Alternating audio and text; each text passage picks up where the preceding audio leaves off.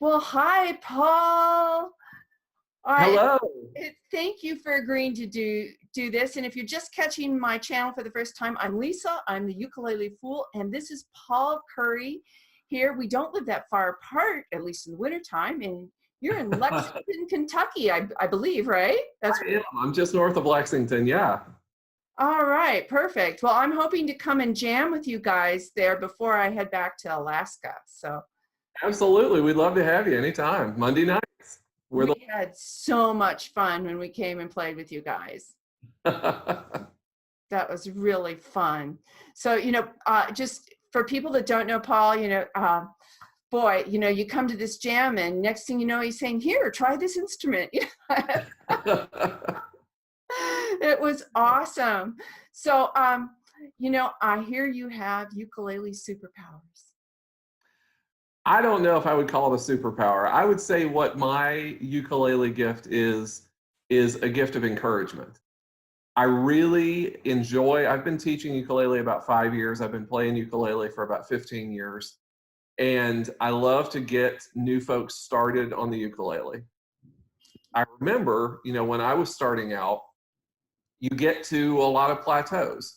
And there are early plateaus where you just say, oh, my fingers hurt, or I'm never going to get these chord changes. And so my background is I was a music major in college, and my profession, actually a corporate trainer. So I teach people for a living.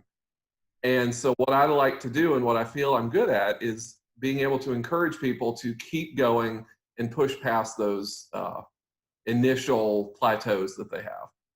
Aha, very good. Yeah. And so and as being a trainer, you have so much experience with the adult learning mindset. Yeah, that's what I enjoy doing. That's what I love about the ukulele and about playing in groups is really getting people to enjoy music. And because the ukulele it's not an easy instrument, but an instrument that's easy to get started on. Maybe Right. faster, but easy to get started with. And so for a lot of folks, it's their first introduction to being able to actually make music on their own. Everybody can turn on the radio and everybody can sing along in the car, but being able to make music is a great gift and a great skill. And so I really enjoy being able to pass that on to people and encourage them to get better. Yeah. Oh, that is so well put. So well put.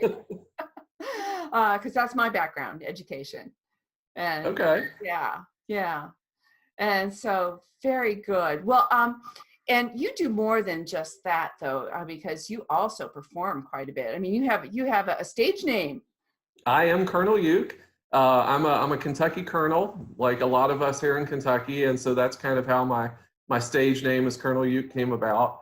You can find me online at ukebrigade.com. That's kind of where I teach lessons from, and I teach in our local library, and got my wife started playing the ukulele. She's an elementary music teacher, and that's grown into she teaches classroom ukulele now. She ditched the recorders because I'm a flute player too. I'll sidebar and say that as a music major I had to learn all the instruments, but flute was absolutely the hardest instrument because it takes so much breath support. So I have more than I was a trumpet and a brass player, but flute, because so much of the air is wasted, going over the instrument versus through the instrument, that I have a great respect for flute players. Oh, thank you, because I still do my flute. I'm playing for the National Flute Convention this year. Oh, excellent. But she got to think she hated doing recorders because how many adult recorder players do you know? Most people take that skill of playing recorder into adulthood. So she starts her kids out in elementary with a set of classroom ukuleles, and it's gone really well. Well, awesome, because that's maybe the next James Hill will come out of that because that's where he got started. Sure. Yeah.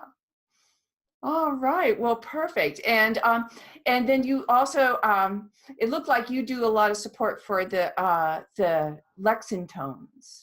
Yeah, I wasn't one of the founders. It was around before I was, but it was a great club for me to find 5 or 6 years ago. The Lexingtons have been around for about 8 or 9 years. There's some great OG Lexingtons that were around before I was. but it was a great place where I could kind of find like-minded people. And I love kind of playing with those folks every week. We meet every Monday night in Lexington and just have a great time. We don't really have any kind of schedule or any kind of routine. We have a book of charts online and somebody will holler one out and we'll play.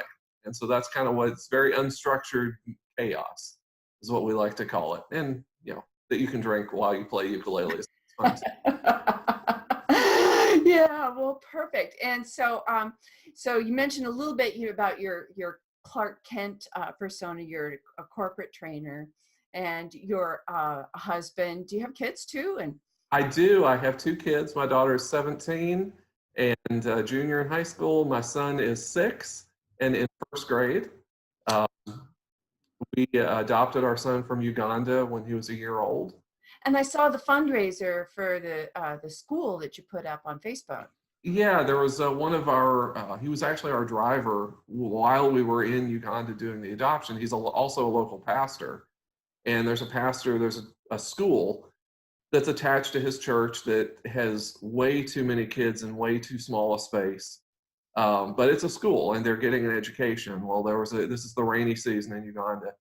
And just a couple of days ago, while kids were in school, the wind and rain blew the school down.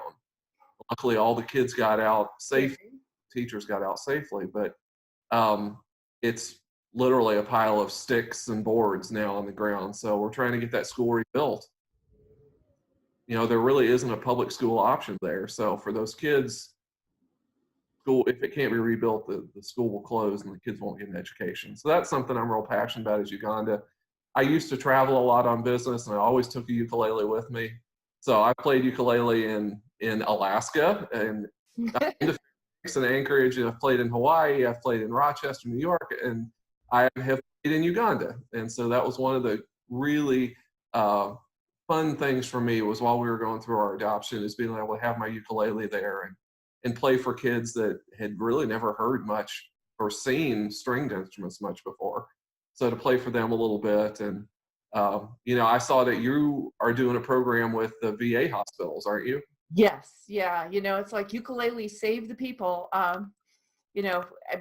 coming from education, first with elementary school and then with adults. I know that people talk about ukulele saved my life, and even one of my previous interviews, Devin Scott says, and so talking about all the problems that we have here in society where people just get so much rage and things like that, and thinking like, it's a mental health issue, and ukuleles, because it's so easy to get into, like you said. Mm-hmm. And so I have a Patreon page that, check it out, support me at $1 a month. And I have other things I'm teasing out. It's, it's not easy to raise money for programs. I understand. And I really believe in the power of not only the ukulele, but music as therapy for folks. My dad passed away a couple of years ago in a VA hospital in hospice care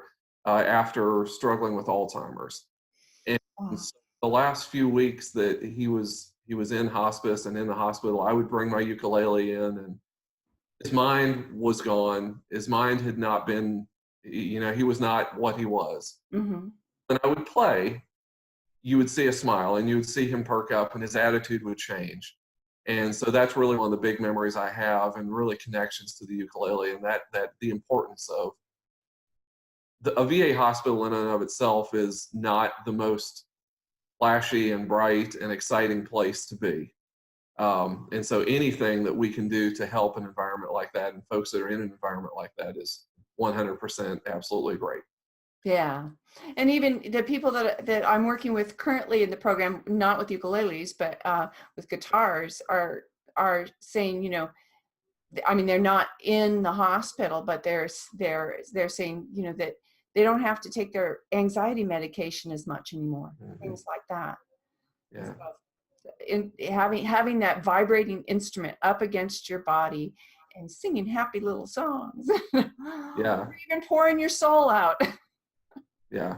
My wife loves to tell a story. She has a young girl in her elementary program that's deaf. but she loves to play the ukulele because she can feel the vibrations when it's up against her. So she loves to play even though she can't hear it. Yeah, what a great story. Yeah. Well, let's see. You work with instruction. So what's your number one tip that you would give? I work with absolute beginners with no musical background. What tip do you have for absolute beginners? What we always love to tell folks at the Lexingtons, because we've had folks there that will have bought their ukulele that Monday morning and come to their first session with us that evening. And so what we tell folks is, don't worry at this stage about getting every single chord correct. What we tell them is, if you only know one chord, every time that chord comes around in the song, just rock out with that chord. And don't worry about anything else. Once you get that one down, then add a second one and rock out on those two chords. The transitions will come. Play what you know and have fun with it. And that, because that's really what music is about enjoying it. If you don't enjoy it, then don't do it. And so, lots of parents and lots of people that have taught music lessons say, well, you have to practice 30 minutes a day and from this time to this time, and you're going to do X, Y, and Z. And it's not a great way to teach kids, because if they don't enjoy it, they're not going to stick with it long term, even if they stick with it long enough to learn the basic skills. So make sure that however you practice, you have fun with your practices. That doesn't mean only practice the stuff that you're good at. We all would sound great if all we played were C chords all the time, because we could all sound always great on those. But practice the things that you're not good at, because you're going to get better. But also make sure that you practice something that you can have fun with every time you play. Yeah, boy, that's true words. I'm 100% behind that. Awesome. Well, very good. So what I'll need is links to all your social media, so I can put it down below in the description on YouTube so people can find you. And do you have a YouTube page too? Yes, but there's not really a whole lot on there yet. The best thing is Facebook and my website. Okay.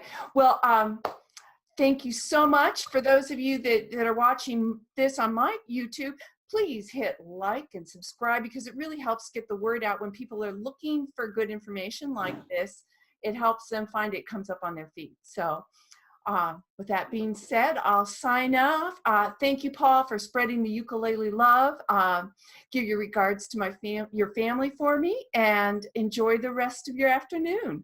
I will. Thank you. And thank you, viewers. Make sure you check out Colonel Uke on Facebook and Instagram and YouTube and the website as well. Okay. All right. Thank you so much, Paul. Bye. I hope you found this Ukulele Superheroes interview inspiring. Please consider supporting me on Patreon. I always have a philanthropic endeavor as part of my Patreon efforts. You can see my current goal and maybe consider contributing to that. Thank you so much.